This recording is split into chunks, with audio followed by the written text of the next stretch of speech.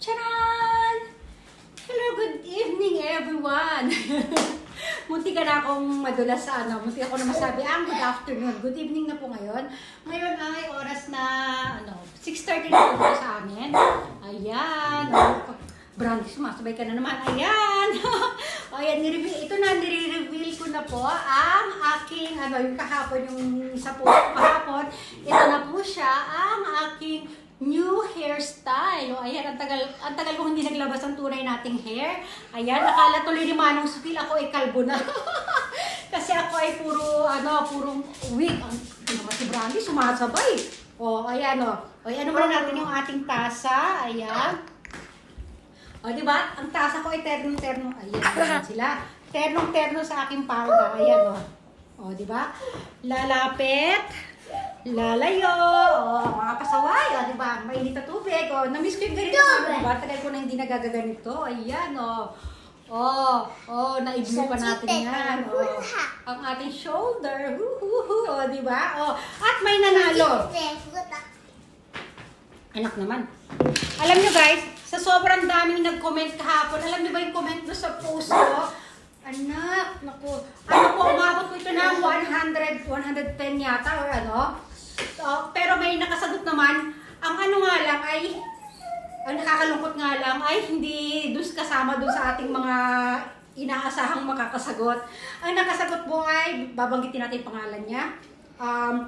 Yung nakakuha ng tamang sagot, siya? Hindi siya sa mismong comment, pero kinoconsider ko pa rin siyang comment. Parang siguro na medyo na-confuse siya. Nag-reply siya dun sa ni Alisa. Siguro ito, friend siguro ito ni Alisa, Alisa Amira. Nag-reply siya dun. Kasi ang comment ni Alisa, buntis ka ma'am, ngayon nag-reply sa kanya. Parang puti ng powder ko. Nag-reply sa kanya, sabing ganyan ni Jun Sodela. Manay, baka bagong hairstyle. Siya po yung unang-unang sumagot ng bagong hairstyle. May mga sumagot din ng katulad nila, medyo malalapit lang yung sagot nila, pero wala po nakasagot na eksakto. Tapos si Kim naman, nakasagot siya ng tawag dito, new haircut yata yun. Pero ito ang pinakatamang sagot, new hairstyle, kasi new hairstyle ito. May mga sumagot din ng new hair color, pero yung color na yan kasama na sa hairstyle yan. O ayan, o diba, yung ating hairstyle. O diba, lalapit, lalayo, o diba, parang mapayat ko dito sa damit na to, pero hindi po ako ganyang kapayat. Yung damit ko talaga nakakapayat siya. Ating tasa. Ayan. Congratulations nga pala dito kay Jun Sodela Jr. Mamaya ko dyan sa Pag-inan ako, pag pinost ko tong ipapaskill ko tong kanyang sa comment section itong kanyang kanyang sagot or ang kanyang hula, diba? Parang ayun.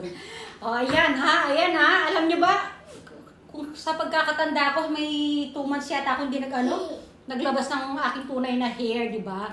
May kwento ito. Bukas ko ikukwento for another video, di ba? Ayan. Ganyan-ganyan lang tayo, di ba? Di ba? Siya.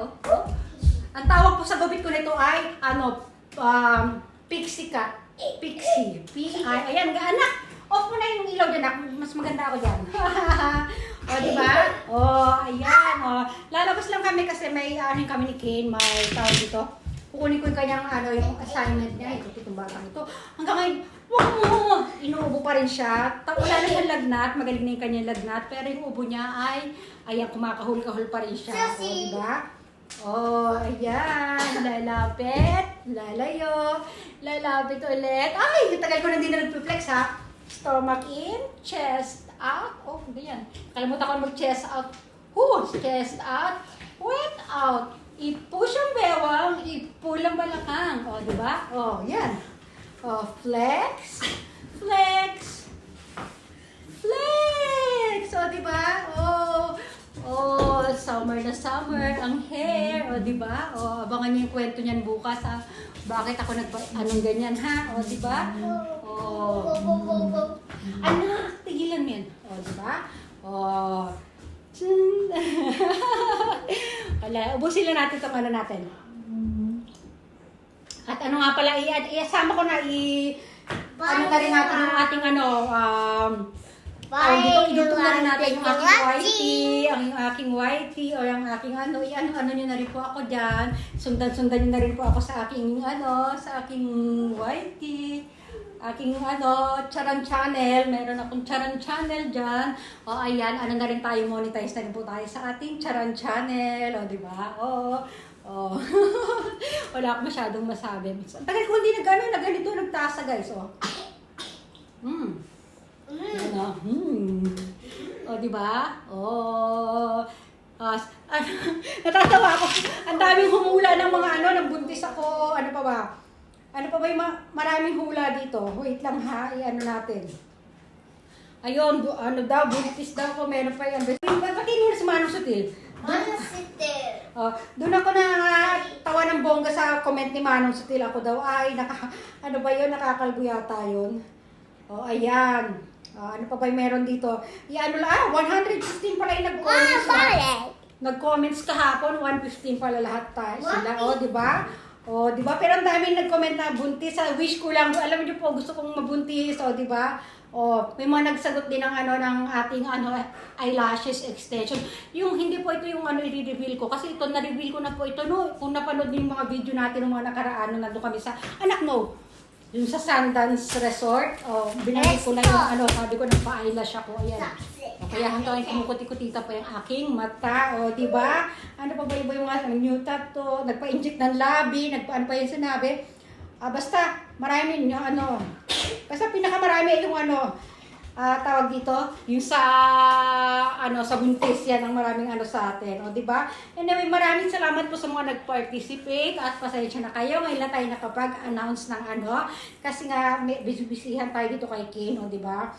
Pero ang tagal bago may nakakuha ng hindi. Kasi sa mga comments ako yung mga reply, hindi ko po kasi sinisilip. Nandun pala sa reply yung tamang sagot. Ayun. Kaya kinonsider ko rin siya. Ayan. Ayan. Diba? Sana naka-follow na siya sa akin. Diba? Mamaya ulitin ko ha. Si June ang ating panalo ha. June Sodela. Nananawagan ako sa June Sodela. Friend kaya ni Alisa, Arian, Amira. Amira, pakisabihan mo siya ha. Na siya ay nanalo sa ko kahapon na sa post ko kahapon at ko na lang siya kay Renalyn, ipapapin ko kay Renalyn para sa kanyang premyo. Congratulations sa'yo, June Sodela Jr. Di ba? Magkaano pa ako kasi pag busy ako, ganyan na lang gagawin ko, magpapahula-hula na tayo sa ating mga post, kung ano yung mga kaganapan sa akin, di ba? Ayan. Paano ba yan? Ganito na lang papaalam na ako. Bye everyone! Di ba? Bye!